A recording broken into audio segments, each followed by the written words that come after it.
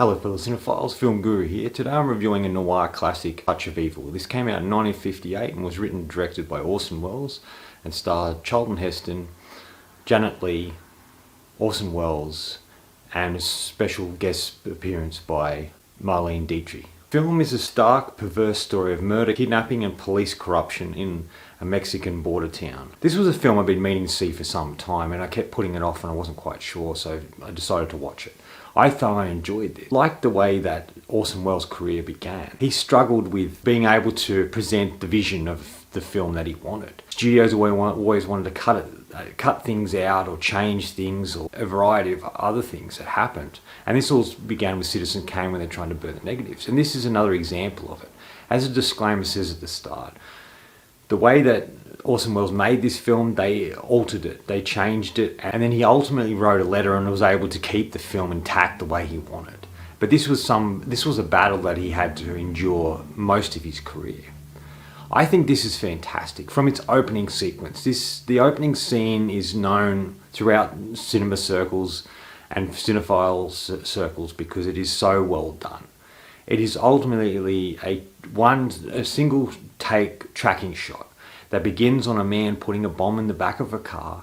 Then we see two people get in the car moves along, then we're introduced to our two main characters that the car's driving next to. And this creates a lot of suspense as this car maneuvers through. Crossing the Mexican-US border, they delay on things and our main characters stop to talk about things, and it's very, very well done. It's like a 4-minute scene, but it's really intense and engaging. This is ultimately what sets up the story and begins the storyline that is all the way through this. Beautifully shot in black and white. Orson Welles just shoots it in a very minimalistic way. There's a lot of single camera setups with things happening in the foreground and in the background, and there's a lot of close-up shots on people's faces and circumstances happening. There are wider shots and crane shots, but most of it is very close-up shots, and it creates this feeling of claustrophobia. It creates this feel of tension, and there's so much going on in certain scenes that you feel the chaos of the whole sequence that's happening, but also the movie itself. There's a chaos to it. There's a suspenseful and claustrophobic feel throughout the whole movie. I think that all the acting is solid in this. I think Charlton Heston does fine. It is kind of strange to see Charlton Heston playing a Mexican character as he's a white American man. But I think he does solid with his character. He gives him a lot of integrity and a lot of strength.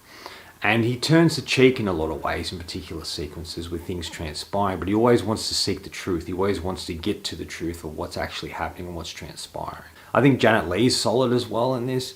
She's sort of this homely, sort of beautiful little creature that you don't want to see anything bad happen to her. And in this film, she's sort of able to play it in a different way. There's a lot more darkness in this film than other previous films she's been in. And she sort of plays this sort of quaint, strong little woman, but there's sort of a stronger and darker side to that you see throughout the film in particular sequences, especially when we see her later in the film at this particular hotel and the thing that transpires in the third act of the film. But I think she's really great, and she has great chemistry with Charlton Heston on screen.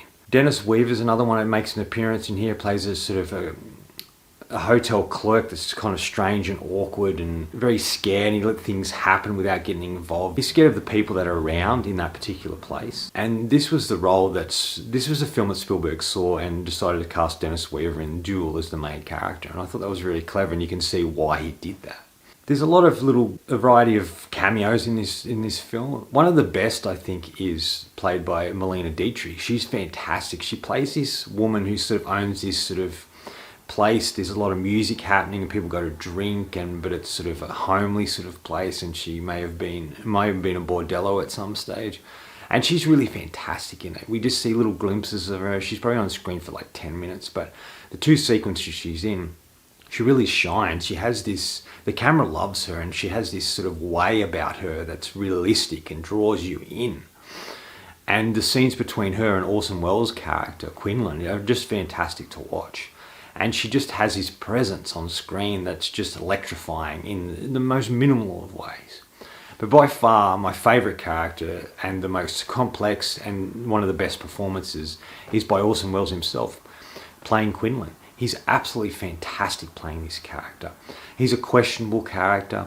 He's sort of big and overweight like Orson Wells was. His face is sort of contoured and sort of bags under his eyes, and his nose is sort of flat. And he's a character that he's kind of despicable and you can't get behind him to begin with, but then you find out why he is the way he is. That something happened, that his wife was murdered and he wasn't able to catch that person. So subsequently throughout the film, he tries to find people responsible for what's happened. He has this feeling about them, but he doesn't always have the evidence to convict them. So he makes up the evidence, or he coerces the particular suspect into confessing to things, and he doesn't do everything by the book, which sort of intrigues the Vargas character, Charlton Heston's character, who starts to see this and starts to want to expose him for the things he did. And there's a clash between these two. And you feel Quinlan's a bit racist in many ways towards people from Mexico, and Vargas himself and his wife. That he's a bit despicable to him, because it turns out that the person who killed his wife was a Mexican. So there's a hatred and disgust for them because of what transpired. But it's just the way Orson Wells plays this. He's such a brilliant actor. He conveys such emotion in so many great ways. He doesn't have to say a lot, but he conveys it in the way he carries himself, the looks that he does, the fact he's sort of injured and has a cane, which comes back to play later. It feels like every sequence and every scene in this served a purpose. He knew the story he wanted to tell, and he had the really great actors in it to convey what he wanted. It's just a really inventive film in many ways for 58. There's sequences where the camera's obviously attached to the front of the car, and we see Charlton Heston's character and another character driving along, and we see the background. So it wasn't using process, it was getting outside the studio, it was getting out into the streets of this particular town. He just made this town a character in itself. There's a lot of shadows, a lot of darkness. A lot of the lighting's very different in this, especially when we come to particular houses or interrogation scenes that Quinlan is doing. The lighting comes from underneath and gives this unique sort of look and flashes of light in particular areas. Where in these films you usually have lighting that's really strong, but it's straight in front of the characters or the actors. But in this sort of thing, it was from the bottom, and it created such an interesting element to it. There's a lot of scenes, there's a lot going on. There's multiple people having a conversation, and the camera moves from one to the other, and they all serve some sort of purpose, but we learn about who these characters are through these particular scenes. It feels very realistic when you come to a place or a club and everybody's talking or there's music playing. It feels very realistic of that. He really captured that. It has sort of a tragic and poetic ending where the Quinlan character sort of gets what he sort of deserves in a way for the way he's been acting. And the only person who really cares about him is Marlene Dietrich's character. And she's the only one that sort of had some sort of connection with him. And she has some great lines where he goes to see her again after all these years, and he says she doesn't recognize him, and he says, "I used to drink here a lot." And she's, "Oh, now you've been eating the candy bars." So it's like he's exchanged one addiction for another. And he starts to fall apart as the film goes along. The scenes where these two really shine, and he's such a fascinating character to watch. Both of them are really. This film has a momentum, a pace. Things are happening. It picks up momentum as it goes along. There are quiet moments, but they all add to the momentum of the film. It feels like he really was pushing towards something. I really like the use of music in it. It's just a really effective film of its genre. And it's sort of a very dark film because there's things that happen in it that are very dark, such as the explosion, such as what happens to Vargas's wife, Janet Leigh's character. How she's sort of treated and sort of drugged and accused of a crime that she didn't commit, just to sort of point out how Vargas isn't who he seems to be, try to discredit him the whole film. And Quinlan gets onto that. There's a lot of other dark moments that happen in the film too, and it has that feeling. It feels similar to Chinatown, the darkness that it has, that the story unfolds in a particular way, and there's just dark and seedy characters throughout the film. And there's the guy that Vargas is sort of testifying against who's in prison. His brother is the one that's orchestrating all this stuff. They all try and hurt Vargas in some way or rip him down. And Quinlan's character and this particular character join forces to do that, and they do it in an extreme way. It's very well directed.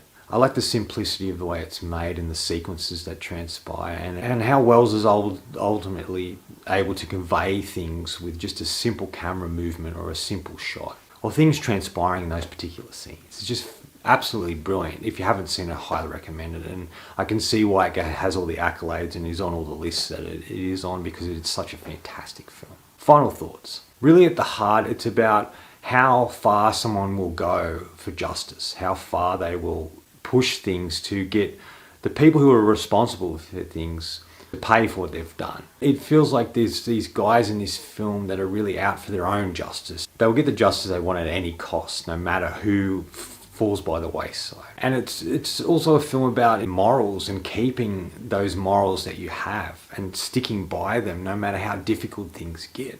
I'm going to give Touch of Evil 4.5 out of 5. I thought this film was great. It is definitely one of the best noir thriller films that ever came out. The opening shot to me is an example of how you can use a tracking shot, a single take shot that is very effective. Sometimes these don't quite work or add to the story, but this was so well done, a great example of how to use a tracking shot in a single take in an effective way to not only create suspense in the scene, but tell you everything you need to know what's going to transpire just from that one scene. Anyway, that's all from me today. Thanks for watching. I hope you enjoyed this video, and if you did, please subscribe down the bottom, follow me on Facebook, Twitter. Otherwise, until next time, enjoy the movie.